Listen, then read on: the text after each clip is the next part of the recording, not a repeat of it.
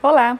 O programa Saúde e Consciência de hoje recebe o professor e pesquisador Dr. Ranulfo Piau Júnior e o seu aluno, o André Almada.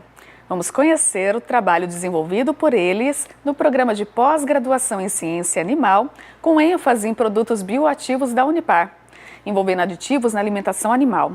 É daqui a pouco, não saia daí.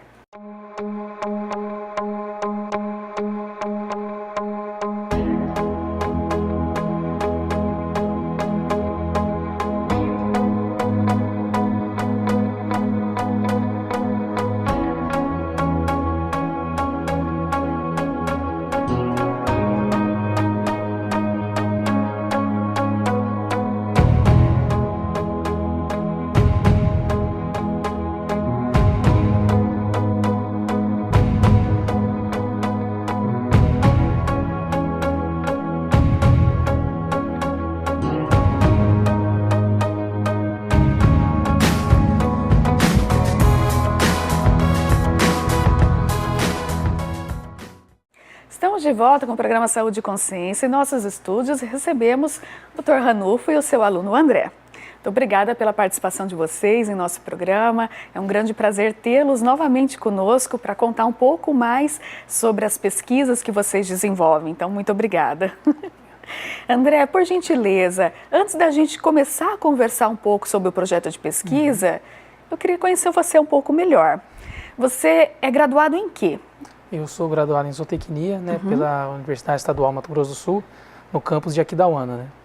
Ótimo. E daí, como que foi esse processo lá nessa universidade que você se formou?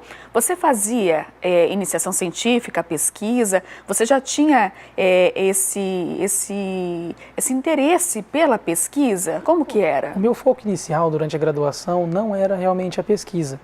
Isso eu tinha interesse em trabalhar no mercado, na parte administrativa ou a parte de produção, mas o desejo de trabalhar com pesquisa e docência veio depois do término da graduação.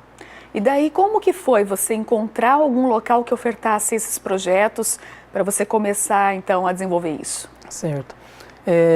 Eu comecei a dar aula na Virei, nos cursos técnicos, né, em agronegócios e técnica agropecuária depois, e comecei a gostar daquilo, né, da docência. E aí comecei a pesquisar programas de pós-graduação de nível mestrado, né?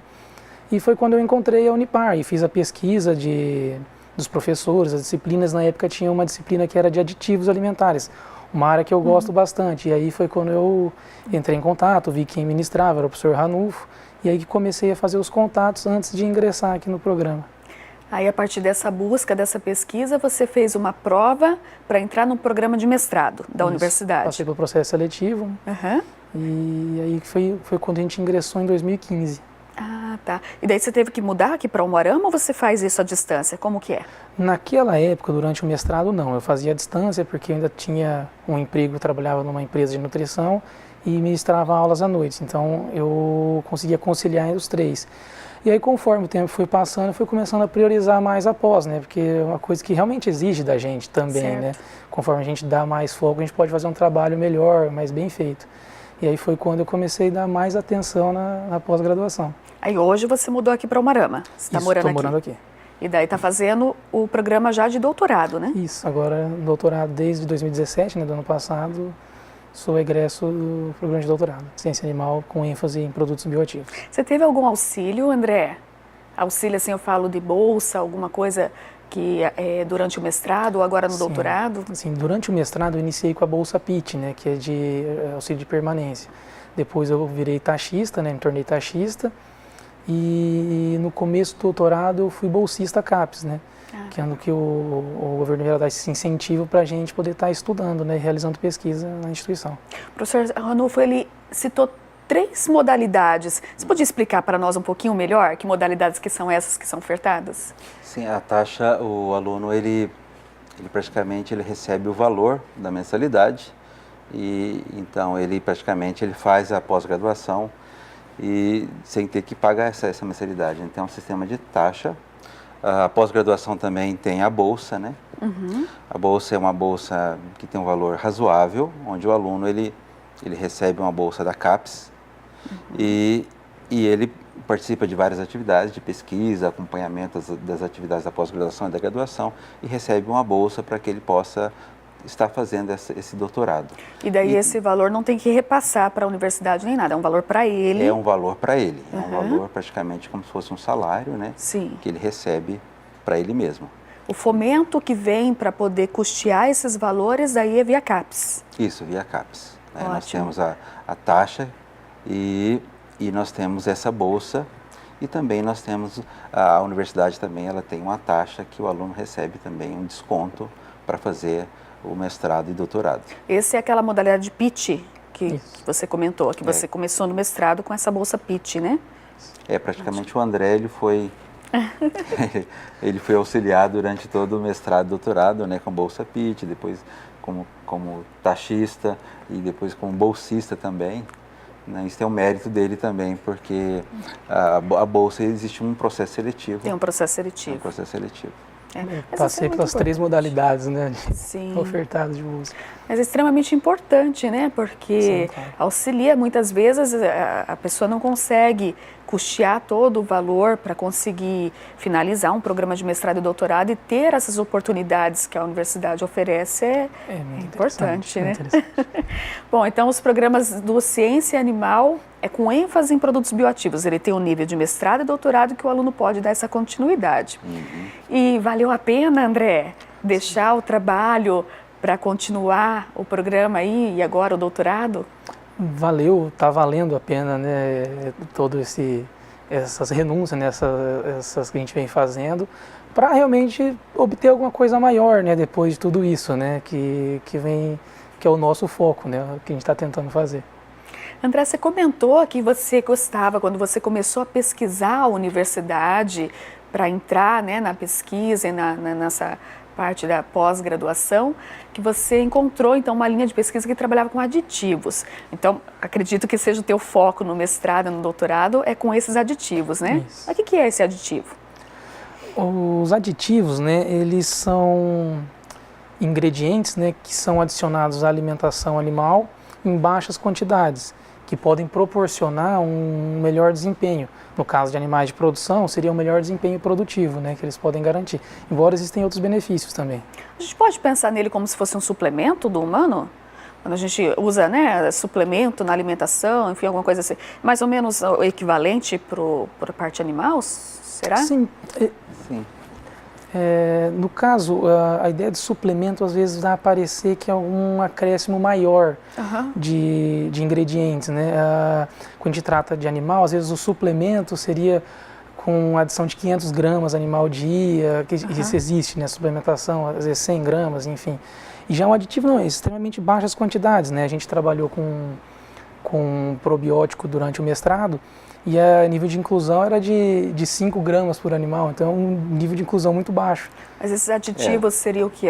Seria colocar, por exemplo, uma maior quantidade de carboidrato, aminoácido, ou não tem nada a ver com isso, seria mais a parte de medicamento? O aditivo ele varia muito, por exemplo, nós temos os probióticos que são organismos vivos, né? E você coloca 5 gramas para um animal de 300 quilos, então a quantidade é pequena, é um uso diário. Então, esse seria praticamente organismos vivos. Nós temos o prebiótico, que já são praticamente açúcares, que são moléculas, que praticamente é um substrato para os probióticos. Probiótico seria tipo aquele lactobacilo que a gente tem nos Yakults, um iogurtes, enfim. Inclusive, do suplemento, justamente, seria a ideia de suplementar com proteína, carboidrato, mesmo na alimentação animal. Isso. Que aí essa parte de suplemento. Já o aditivos é justamente isso, né? Ingredientes de baixa inclusão que são utilizados para poder potencializar algum desempenho produtivo no animal, seja em ganho de peso, produção de leite. Existe uma legislação que fundamenta quais são os tipos de probióticos e prebióticos que podem ser utilizados como aditivos nessas alimentações? Existe algum tipo de regulamentação? O que existe hoje é muita pesquisa, né? Nós temos uma gama grande de bactérias que podem ser utilizados, ou leveduras, e dependendo do animal, se é ruminante ou não ruminante, determinadas lactobacilos atuam mais ou menos. Então esse efeito é tanto produtivo como a parte sanitária também. Então você pode melhorar a parte sanitária, né, ou prevenir, porque, por exemplo, o probiótico ele tem um efeito imunomodulador também. Ele protege o animal. E o prebiótico também, que geralmente são açúcares, né, de parede de Saccharomyces, por exemplo, nós usamos o prebiótico, que é o beta-glucano. Hoje ele é muito utilizado como imunomodulador. Então ele pode ser utilizado oral ou pode ser utilizado, inclusive, tem um projeto que é o uso intramamário para tratamento de mastite. Então você vai usar ele para fazer um efeito a nível local na glândula mamária. A gente consegue melhorar o desempenho do animal utilizando esses produtos? Normalmente sim. As pesquisas vêm indicando que existe um acréscimo produtivo desses animais. É porque na produção animal, o sistema mais importante é o sistema digestório, principalmente a integridade do intestino. Então esses probióticos vão estar no intestino. Então se o animal está com o intestino em boas condições, ele vai ganhar peso, ele vai estar saudável. Então o intestino é extremamente importante na produção animal. Então a importância do probiótico é nessa integridade intestinal, tanto dos monogástricos, frangos, suínos e também nos ruminantes. Então para todos, independente de espécie, vão ter específicos, né? Produtos específicos e quantidades específicas também para poder melhorar esse processo. Claro. Então, além de prebiótico e probiótico, existem outros aditivos que nós usamos, como os óleos essenciais. Então, ele é utilizado na produção animal hoje, né? Ele tem outros medicamentos que também podem ser incluídos, né? Antibiótico pode ser colocado também. O antibiótico também é um aditivo. Um aditivo alimentar também é considerado, sim, como aditivo alimentar. E também seguindo os mesmos princípios de baixa inclusão e proporcionando benefício produtivo nos animais. Isso pode ser usado em qualquer país? Ou tem país que proíbe? Perfeito. Na União Europeia mesmo, por exemplo, é proibido o uso desses aditivos antibióticos, né? Existem alguns indícios que parte da resistência bacteriana que a gente tem hoje, a gente encontra, né? Partiu por causa do uso de antibióticos na alimentação animal, inclusive antibióticos alimentares, né? Então hoje lá não é proibido. Por que será que assim, alguns países, por exemplo, a União Europeia proíbe e no Brasil é permitido? Como que fica Lógico, isso? Eles têm uma preocupação mais com a saúde da comunidade. O problema nosso é porque se utiliza o antibiótico como promotor de crescimento. Então você trabalha com antibiótico com subdosagens e para todos os animais. Então, por exemplo, você coloca o promotor na ração para frango ou na ração para suínos, como se fosse uma forma de prevenir, mas você está provocando um aumento da resistência bacteriana. Então, essa subdosagem que pode provocar resistência bacteriana. E daí, como as pessoas vão consumir, né, esse produto, aí essa resistência ela pode acabar ocorrendo também no humano, né? Também tem um resíduo antibiótico, que a pessoa pode estar consumindo alimentos com resíduo antibiótico também. Então, por isso que é muito importante pesquisar novas fontes que sejam alternativas ao uso de antibióticos. Outro problema é o aumento de multiresistência. Então, nós temos vários, por exemplo, a mastite hoje, muitos rebanhos têm multiresistência a antibióticos. Então, o antibiótico não resolve o problema da mastite em vários rebanhos.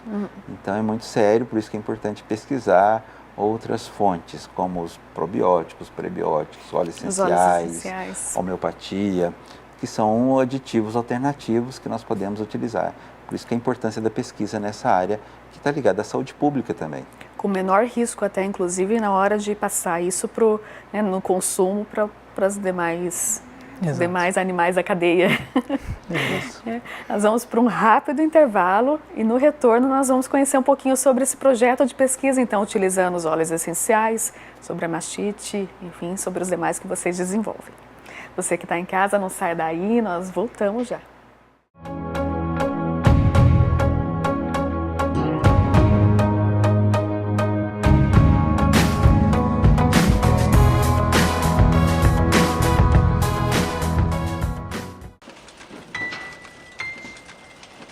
Escuta, Paula. Oi. Vou ter que cancelar a viagem no fim de semana. Ah, sério? Sério. Fui escalada para um acidente de trabalho na sexta-feira à tarde. Vou perder a mão. Mas assim, de repente? De repente não, tem dias que isso tá para acontecer. Programa Trabalho Seguro. A prevenção é o melhor caminho. Eu estou aqui para te apresentar a Unipar Social.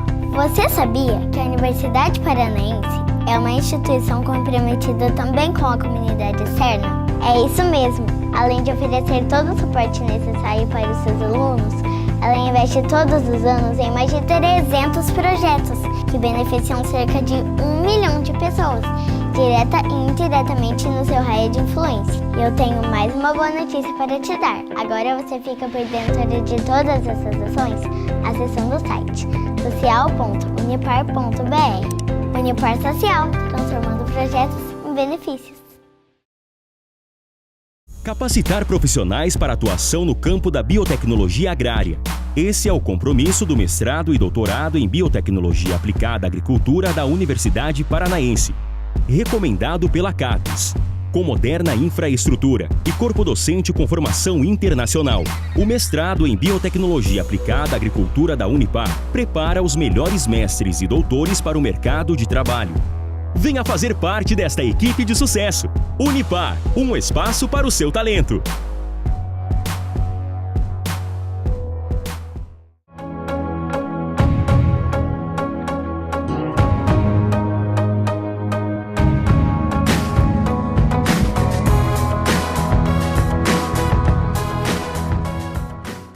Estamos de volta com o programa Saúde e Consciência em nossos estúdios, o Dr. Ranulfo e o André. No bloco anterior nós estávamos conversando, né, todos sobre essa condição, como que está se desenvolvendo, enfim, os projetos para a linha de aditivos e adição de várias coisas, substâncias na alimentação desses animais, mas o mercado hoje ele acaba tendo uma tendência, uma forte tendência. Que tendência seria essa? Hoje existe uma tendência grande à produção de produtos orgânicos, ou seja, carne de frango orgânica, carne de bovino orgânica, leite, queijos, iogurte orgânico. Então existe uma tendência de crescimento nessa área. Hoje o consumidor está mais informado, ele sabe a importância de consumir um alimento sem aditivos, sem antibiótico, sem agrotóxico. Mas como que a gente desenvolve um animal orgânico? Existe toda uma legislação bastante exigente, onde a fazenda ela tem que se preparar durante vários anos, porque ela não pode utilizar produtos transgênicos, não pode utilizar agrotóxicos na produção dos alimentos, os animais não podem receber antibióticos, né? Então, nem carrapaticidas que são organofosforados, né? Que são venenos, são inseticidas. Então, essa produção é uma produção praticamente livre de resíduos, muito mais saudável para o consumidor, e ela agrega muito valor. Né? Então, você compra um ovo com um preço muito maior. Né? Então, para o produtor é interessante, para o profissional, para o pesquisador, mas é um alimento extremamente saudável. E então, essa linha de orgânica está crescendo muito no Brasil. É uma tendência de crescimento pela informação do consumidor em consumir um alimento mais saudável. Pode falar. O próprio mercado exterior, né, os importadores, vem com muita positividade, né, isso, né? Então eles focam os olhos para cá para poder também comprar esses produtos do Brasil, né, esses produtos orgânicos do Brasil. Eu fico pensando esses grandes locais que estão se preparando para poder ter material como esse. Fico pensando como que eles fazem para controlar as doenças, as patologias, enfim, que pode acontecer. Se não vai poder utilizar, né, nenhum tipo de antibiótico, não pode utilizar os carrapaticidas, é isso? Enfim, como que fica? Como que eles conseguem contornar tudo para não ter essas doenças? Claro que é tudo muito mais saudável, né? Por isso que é muito importante a pesquisa, né? Hoje utiliza prebiótico, probiótico, são produtos que não tem nenhum resíduo, pode ser utilizado óleos essenciais e principalmente utiliza a homeopatia. A homeopatia você utiliza ela como medicamento, como ela não tem resíduo, não tem efeito colateral, então são ultradiluições que você prepara o medicamento, então a homeopatia e também toda essa linha de probiótico, prebiótico, entra um pouco de fitoterapia também na produção de orgânicos. Então, por isso que é muito importante nós pesquisarmos e realmente passar todo esse conhecimento para a sociedade sobre o uso de aditivos alternativos. A homeopatia, a mesma homeopatia utilizada no humano, ela é também utilizada no animal ou existe diferenças na diluição ou diferenças, enfim, no ativo? Tem alguma? Existe uma linha de medicamentos imensa, né, que são chamadas matrizes homeopáticas, onde você faz os medicamentos. Então, às vezes, você coloca vários medicamentos juntos, chama complexo homeopático. Então, praticamente, por exemplo, num medicamento eu posso trabalhar o estresse do animal, diminuir o estresse, eu posso usar um produto antimicrobiano, ou que vai estimular o sistema imunológico do animal contra alguma bactéria, eu posso usar algum produto que vai aumentar a defesa do animal também, então você pode trabalhar com complexo. Os medicamentos são muito parecidos com a linha humana, tá? A gente trabalha com diluições mais baixas, porque tem um efeito mais fisiológico no animal. Então, a medicação é praticamente a mesma, são as matrizes, mas é uma gama muito grande de matrizes que nós utilizamos como medicamentos. Aí você faz os complexos homeopáticos, que tem ação, por exemplo, no fígado do animal, na digestão, estimula o ganho de peso, diminui o estresse. Então, tem vários efeitos fisiológicos no animal, esses medicamentos. O André, e a administração disso, dessa homeopatia, ela acontece como no animal? É todo dia, igual a gente faz no humano, lá que são as gotinhas, enfim? O interessante é que ele seja administrado diariamente. Pode ser diluído, né, misturado junto com a ração ou algum suplemento que o animal venha consumir diariamente, que acaba tornando mais fácil, né, a administração desses produtos. E ele tem que ser colocado nesse complemento, nesse alimento, todo dia, no horário, enfim? Isso. Até acaba tornando mais fácil, né, a administração por causa do interesse do consumo no animal daquele suplemento, né, ou da ração, enfim. Acaba tornando mais fácil e acaba tornando mais simples, né, realmente. Porque a homeopatia ela tem um efeito também preventivo. Então você pode usar ela como imunomodulador. Ela tem várias ações, a mecanização são vários, mas um deles é a imunomodulação. Então, se você está usando diariamente na ração, aí você usa como veículo geralmente o carbonato de cálcio. Então, vai junto com o carbonato de cálcio como veículo e o animal consome ou no sal mineral ou na ração. Né? No caso de bezerro, seria no leite. Você mistura no leite para controle de diarreias e também agora para controle de ectoparasitas, endoparasitas, mastite, e papilomatose, ou mesmo para estimular a fertilidade dos animais, você utiliza diariamente na ração ou no sal mineral. Isso como preventivo para estimular a parte, por exemplo, da fertilidade, que é importante. Né? Retenção de placenta na questão do parto, pré-parto. Então, dependendo do que você quer trabalhar o animal, você utiliza também como preventivo ou também como curativo. No teu mestrado e agora na linha do doutorado, você trabalhou com homeopatia ou com óleos essenciais na sua pesquisa? Já trabalhei com homeopatia, mas não foi da minha dissertação e não vai ser agora da minha tese, né? Trabalho com probióticos. No mestrado, trabalhei com probiótico, pré-biótico e a simbiose dos dois. Ótimo. E que resultado que você encontrou de interessante ali? Ele funciona? Sim, o probiótico ele apresenta realmente uma melhor resposta no desempenho produtivo e também na homeostase dos animais. Os animais tendem a ficar mais tranquilos. E a simbiose ainda, né, da adição do prebiótico junto ao probiótico também mostrou um desempenho até mais interessante. Realmente, vocês conseguiram ter uma diferença maior, uma melhora maior quando acontecia a junção dos dois? Com os dois. Olha só.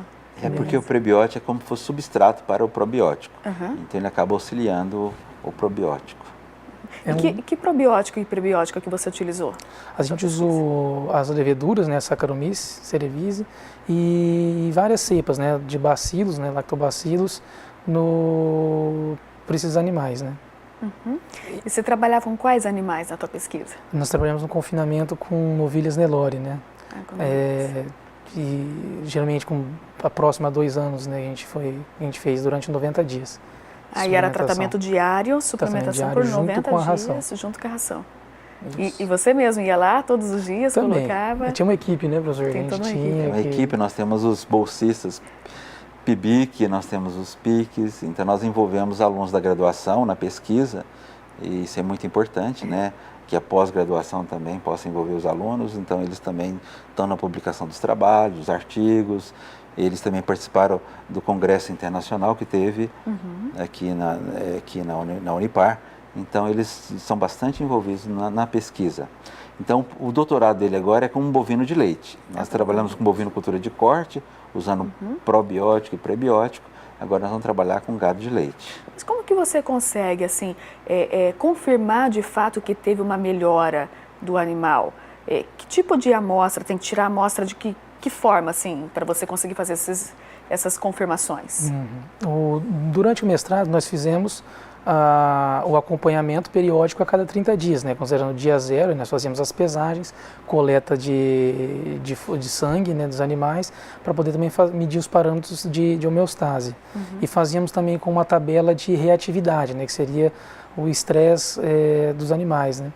Então a gente fazia o acompanhamento a cada 30 dias para observar essas alterações e obtínhamos também um grupo controle, né? Então todos começavam de uma forma similar o experimento e com o decorrer do tempo nós poderíamos comparar esse desempenho dos animais, né? Foi 90 dias de tratamento que foi feito, então são 3 coletas, né? Foram 4. 4, uma inicial, 30, 60, 90. Isso, então tem a parte de coleta, nós coletamos os alimentos, coletamos as fezes, coletamos o sangue. Então nós temos a parte bioquímica do sangue para ver a parte de cortisol, de glicose e atividade também das globulinas para ver se tem a parte de imunomodulação e também desempenho, peso dos animais e a reatividade, que é o estresse. Os animais de corte, o gado Nelore, ele é extremamente reativo, ele é muito estressado e os animais machucam, então a gente queria diminuir esse estresse dos animais no confinamento também. Então esse projeto de pesquisa, ele não tem que, por exemplo, levar ao descarte do animal ou nem nada de... O animal, ele continua, né? Ele vai ter a produção dele, ele continua no pasto, enfim, vocês conseguem verificar todos os parâmetros. Nós fomos adjuvantes, né, no manejo normal desses animais. Perfeito. Que já vinha o andamento do confinamento, nós só trouxemos os aditivos realmente para a alimentação desses animais. E agora vai ser a mesma coisa, com o manejo normal que se tem na propriedade leiteira, do próprio hospital veterinário da Unipar, e a gente vai trazer o aditivo probiótico para medir esse desempenho. Com base no resultado que teve a melhora do desempenho, aí se toma decisões, por exemplo, se vai continuar nesse confinamento em todos os animais utilizando esses produtos, ou não se toma decisões dessa forma? Sim, hoje o probiótico, a função dele no gado de corte é aumentar o desempenho dos animais. Então, obviamente, você pode adicionar isso na ração probiótico. No gado de leite também tem várias funções. Além dessa parte de desempenho, está ligado ao combate à mastite também. A mastite é uma doença bastante grave, né? O que seria a mastite, André? A mastite seria uma inflamação dos tetos dos animais, né? Que realmente é muito acometida, né, professor? É uma das doenças que mais afetam o rebanho leiteiro no país hoje.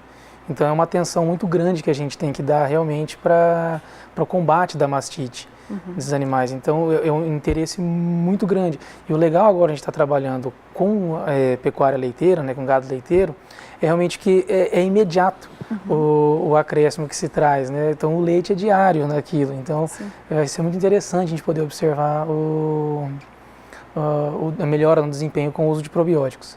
Mas uma vaca com mastite é uma vaca que ela vai ter que ser confinada, né? Ela não vai poder ser utilizada ali até melhorar esse quadro. Existe a parte da linha de ordenha, então esse animal é o último a ser ordenhado, ele vai ser cuidado, tratado, esse leite vai ser descartado. Então a mastite é o principal problema hoje, a principal doença na bovinocultura de leite. Afeta bastante. Ela afeta tanto a quantidade quanto a qualidade do leite. Né? E o animal pode perder o teto também. Então causa bastante prejuízo. Então esse animal com mastite, ele é separado e é feito um tratamento específico para esse animal, né? Faz antibiograma, existe duas análises que nós fazemos chamadas CMT, que é o California Mastite Test, que usa uma